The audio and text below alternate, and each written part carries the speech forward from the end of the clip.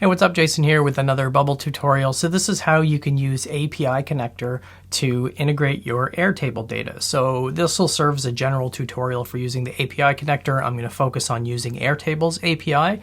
There is another way to get your Airtable data into Bubble by using the Airtable plugin. I'll do a separate video for that. So first, what you need to do in Bubble is first you need to be on a paid plan and go into your plugin section and click on Add Plugins. API connector is usually at the top. If it's not, just search for API and install it. And that's all you have to do to install this. And what I want to do is I want to add another API. So this is definitely the most confusing part of setting this up. If you're not a developer, if you're a no-coder, you're kind of a point and click and you're mildly technical, but you haven't done types of API integrations before, figuring out the authentication is going to be the most difficult part. So whatever API you're connecting to is going to have documentation. Some systems, Airtable's documentation is pretty good. LinkedIn is kind of overwhelming because of how they've built their API, but they're going to show you what you need to do to authenticate. So you can give this a name. I'm going to call this Airtable API. And authentication. So these are the options for authentication. I'm not going to go through all of these, but it's important that you know which of these methods is used with whichever API you're connecting to. So I know Airtable uses private keys and headers, and I know that because it's in their documentation. So if I go to authentication, it's going to show me the basics. It's going to say it uses a token-based authorization by inputting the token into the header. So this won't mean anything to you if you're not technical, but basically what we need to do is we need to send this key named authorization to the Airtable API URL, which is this, and then we need to add bearer and the token that we create. So first we're going to have to set up that token in our Airtable base. So I've got my Airtable base here that I've had forever, and click on your account, go to the developer hub, and Airtable is now using personal access tokens. They're no longer using API keys. They are doing OAuth integrations now, but the personal access tokens is what they're pushing because it gives you a little more freedom and control about what you expose and what you don't. So I'm going to create a new token. I'm going to call this Bubble Tutorial. Okay, scope is just a fancy word for what should this token allow in your Airtable base. So you can allow things just to be read and written. You can deal with comments that are in Airtable. You can let it read the schemas. You can let it write things to the base, like adding new tables or fields. You can manage webhooks and a bunch of stuff. Right now, I'm just going to allow this to read. So a good security practice is give the least amount of access as possible, just in case. But we're just going to allow reading from those records, and I want to use this base. So now it's going to give me this token. It's only going to show me this token once. I'm going to go back into Bubble and choose private key and header because that's what this accepts. It already puts the key name of authorization, and I need to put in bearer, space, and the key.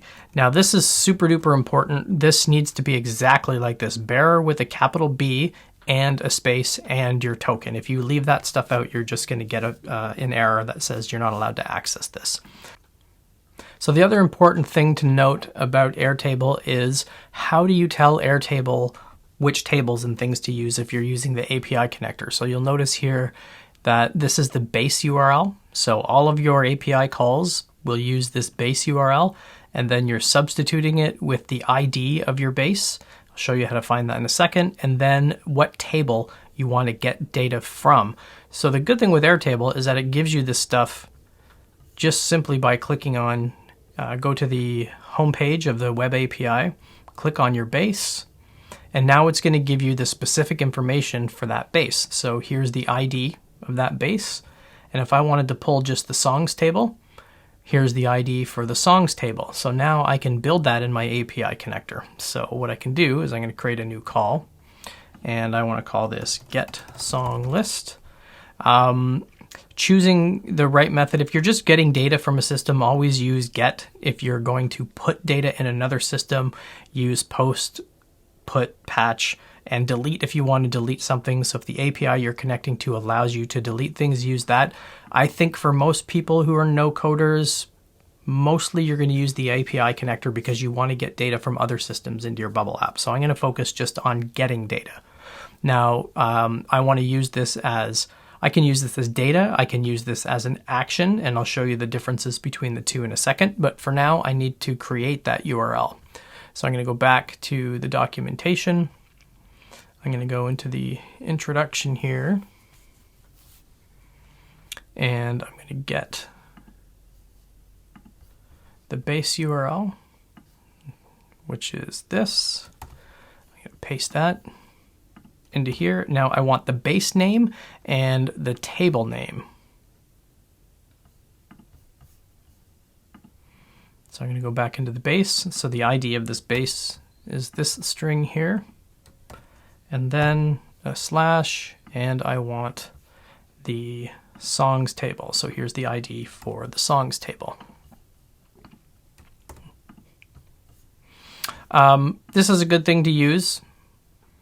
If the API throws an error, it will allow your workflow for when you're calling this information to keep running. So you can build your own error logging in. We won't worry about that for this one, but if you've got other subsequent workflow actions that you want to run, if the API throws an error for whatever reason, this will allow your whole workflow to continue and it won't stop. And capturing the response headers, this is important because one of the APIs I connect to was built in 1837 or something like that. So it sends back an error object, but with the successful results in it in the header.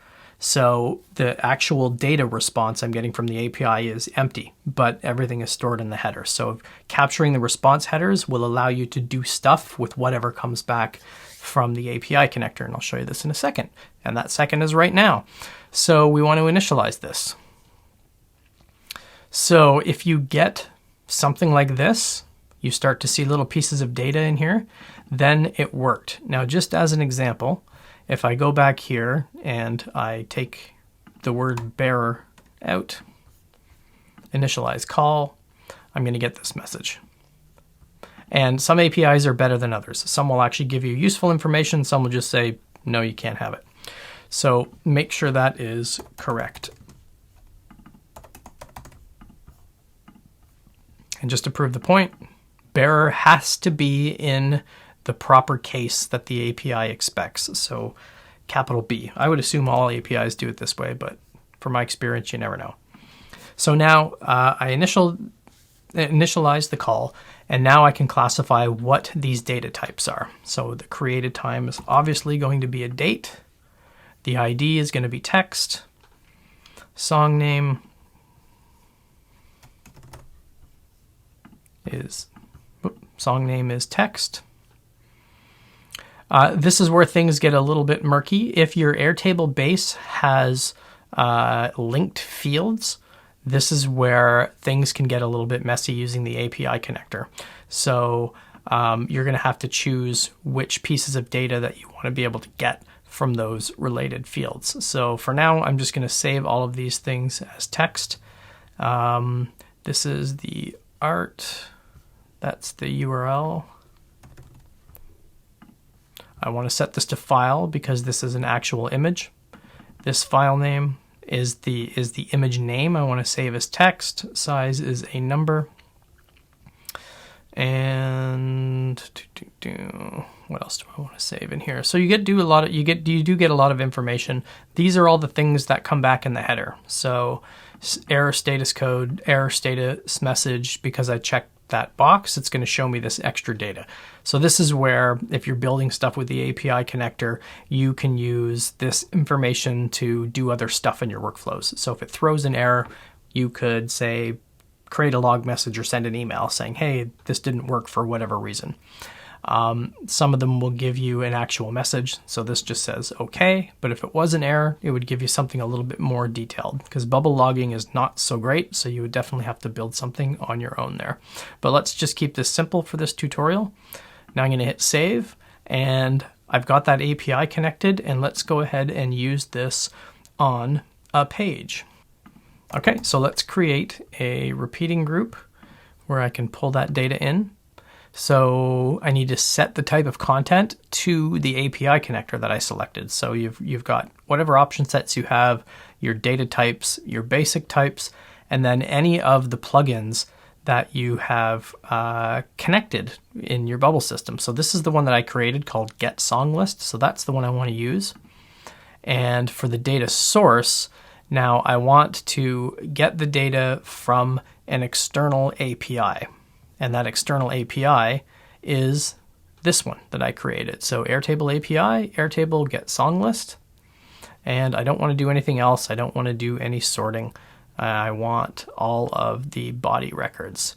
Now, if you don't select the right one, Bubble's smart enough to tell you which ones that, what the actual data, what the type of content should be, and it will change it already. So this is important with the API connector because sometimes the data sources, it's just a little bit weird the way you set it up, but you don't have to worry if you're brand new to this. Bubble will figure that out for you. And so now I'm going to drop a text item in here. Let me change this layout to column. And let's set this to the current cell record. And I want it to be the song name. So let's preview it. And let's go back in here. And I don't want to limit the number of rows. Let's preview again. So these are all the songs that are in my Airtable base. So basically that's how you do it. Now, using the Airtable plugin is another good option, which might be a little bit easier than the API connector. So use the API connector when you want ultimate flexibility over what data you're pulling in and out of whatever system you want to connect to, even Airtable. So I use this for stats on a couple of my sites. So I've basically built a central backend workflow that tracks all of the user interactions on my site. And it just pushes that stuff into Airtable. And the reason why I do that is because the other folks that work for the startup, I don't have to create an admin tool in Bubble to allow them to see that. They use Airtable for everything else. So now I can just dump all of that data into Airtable and they can run whatever usage reports and stuff like that for the application. So hope you enjoyed this short basic tutorial on how to use the API connector with Airtable. Remember to hit like and subscribe. You'll get notified when my next video, which is using the Airtable plugin, comes out. Thanks for watching.